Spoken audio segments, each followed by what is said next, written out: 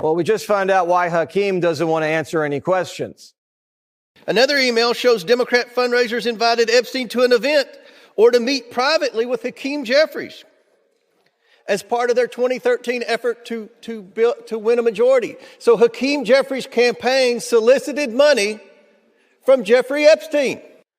Hakeem's team sent an email to Epstein asking for money and inviting him to dinner. So ever since the Epstein files came out, people like Charlemagne the God have become very wary, right? They become very iffy when it comes to talking about Jay-Z, talking about other people who were in the Epstein files that they might be attached to, right?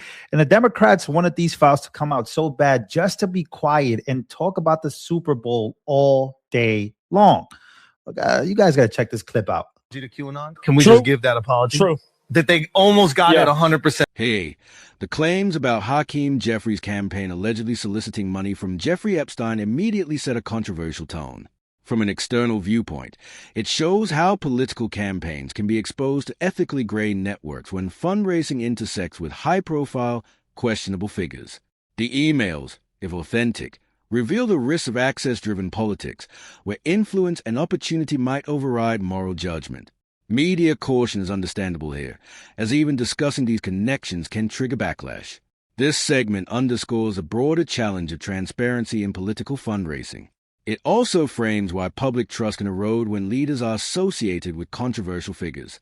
Finally, it prepares the audience for why subsequent media reactions are so careful and calculated. Right. Not 100. They got it 99.9% right. Yeah, I give them 40. What?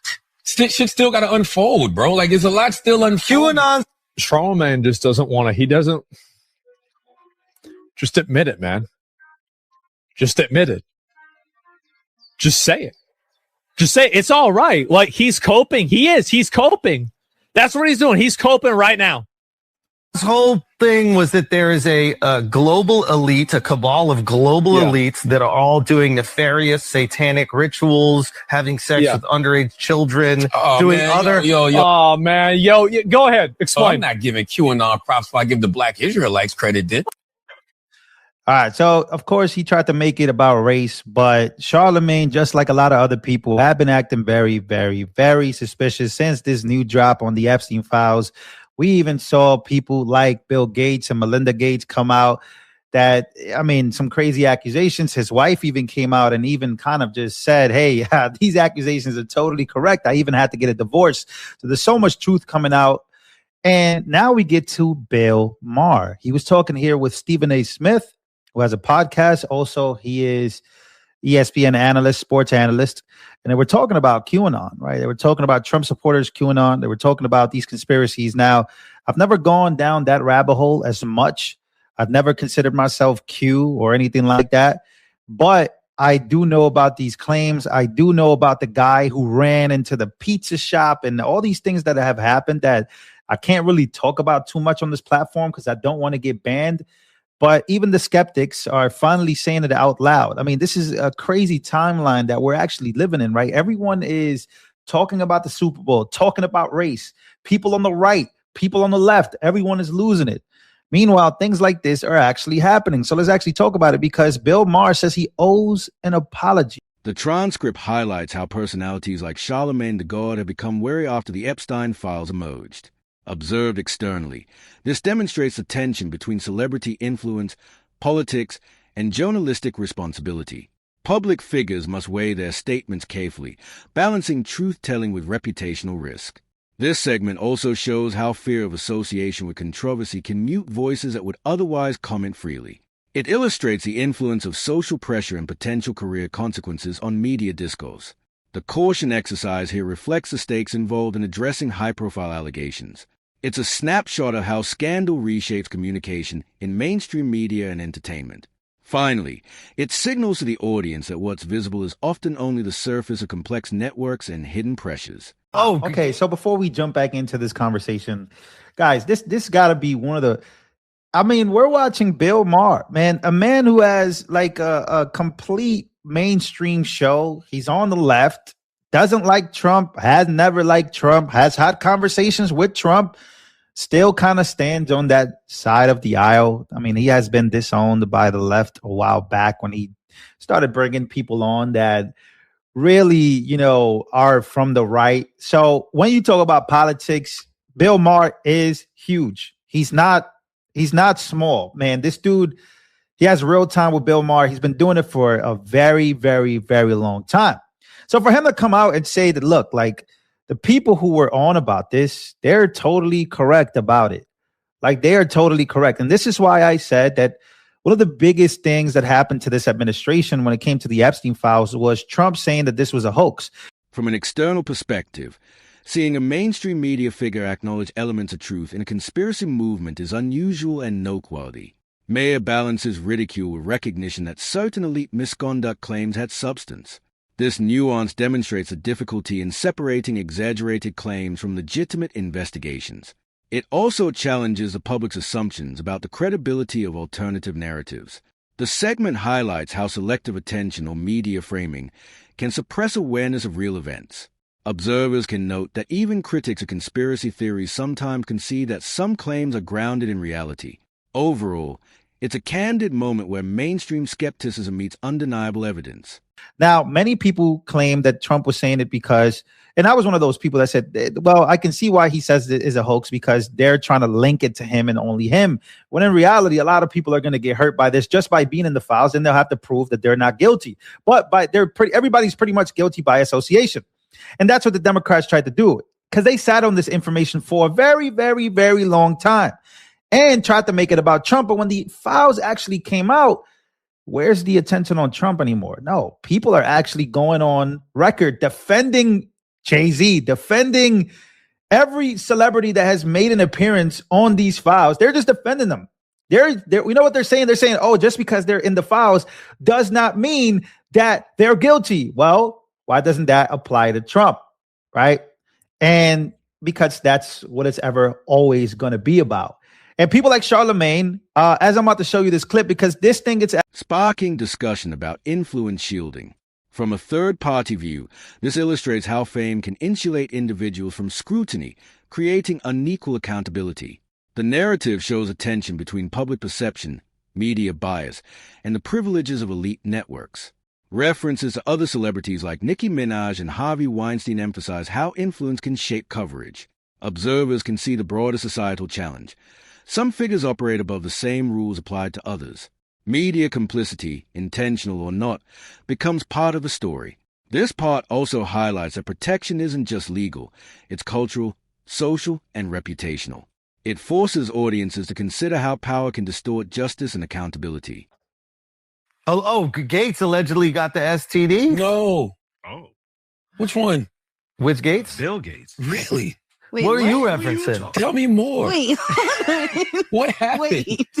What You happened? didn't see all the shit with the Epstein? So what were you referencing? No. How old so are you? what you talking about? Some shit where like where he fucked somebody, a Russian prostitute or something, and Yeah. got some Yeah. And then he was asking Epstein for the antibiotics that he could sneak Why to his would wife. first of all, Allegedly. first of all, Allegedly. What did So there you go. He didn't even know about Bill Gates and the accusations of Bill Gates about how he, had some transmitted diseases. The man who is pretty much trying to convince the world about vaccines. That's as much as I'll say about that. Right? Because when you have that much power and that much money, I mean, you basically try to buy the entire media. You try to buy them. You try to basically make sure that they don't talk about this stuff, which is probably why a lot of it never really truly came out when the Democrats were in office. And I think this is one of the biggest mistakes Democrats ever made, because now all this stuff is coming out. There's going to be some unredacted names. I mean, we're seeing things about Trump, right? So apparently newly unsealed court documents show Donald Trump called the Palm Beach police chief about Jeffrey Epstein in 2006, described Ghislaine Maxwell as evil. This is all here. I mean, you kind of read this. I mean, it's not good for the Democrats, who, again, try to politicize the situation like this. You can't really politicize this, can you? Like, this is... From a neutral perspective, it illustrates how wealth and power complicate transparency. High-profile figures can shape narratives, control media coverage, and limit exposure to scrutiny. This segment reflects broader societal challenges in holding elite individuals accountable. It also shows the importance of distinguishing allegation from verified facts. Observers see a pattern. Influence often delays or suppresses a release of information. It emphasizes why independent investigation and critical thinking are essential. Finally, it signals that even widely respected figures are subject to intense public examination when controversies arise. This is not good. Now, again, to those that say, yo, Trump was terrible when it came to the Epstein files, you're totally correct. Because it wasn't just him, it was Pam Bondi and the way that they acted. And, you know, a lot of people also brushed it off. They said, oh, the Epstein files don't matter. Yes, they do. Millions of people care about this stuff. They do. And you should want to care about it. If you think that this is fake, you could go to the link down below. You can find all of this stuff right here. Ladies and gentlemen, all these records are literally on. And these are the Epstein files. This is from the government right here, right? And this is the information that you guys can find right here. So I would suggest that everybody read through as much as you can to try to get as much information, to try to debunk the things that you can possibly try to debunk. But yeah, this is basically Trump and, you know, some information about him and Epstein and him basically calling the cops, apparently calling the cops to let them know about Ghislaine Maxwell. And that's something that I'm not sure people are going to want to talk about, but I know that this is definitely making the headlines everywhere. Everybody's posting about it. You know, especially here's another post. Everybody is posting about it. Newly revealed records show that Donald Trump was one of the first people to call police on Epstein. The Democrats' narrative on Trump being involved in Epstein's sex ring is total BS. Trump was one of the very first people to call when people found out that they were investigating Epstein. So he was one of the first people. So that's on the records.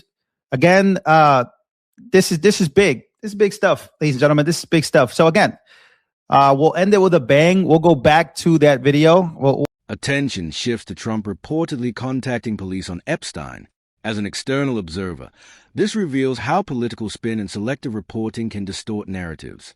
The segment highlights competing stories. Public perception, partisan framing, and timing affect understanding of events. It also emphasizes that scandals are never purely about facts. They intersect with media, politics, and conspiracy culture. Observers can see that transparency, accountability, and timing are critical in shaping reputations. This part reinforces the need to separate verified action from narrative-driven interpretations. It also underlines how complex scandals demand careful scrutiny, independent analysis, and patience before drawing conclusions. Finally, it reminds the audience that even high-profile political figures can be both misunderstood and misrepresented.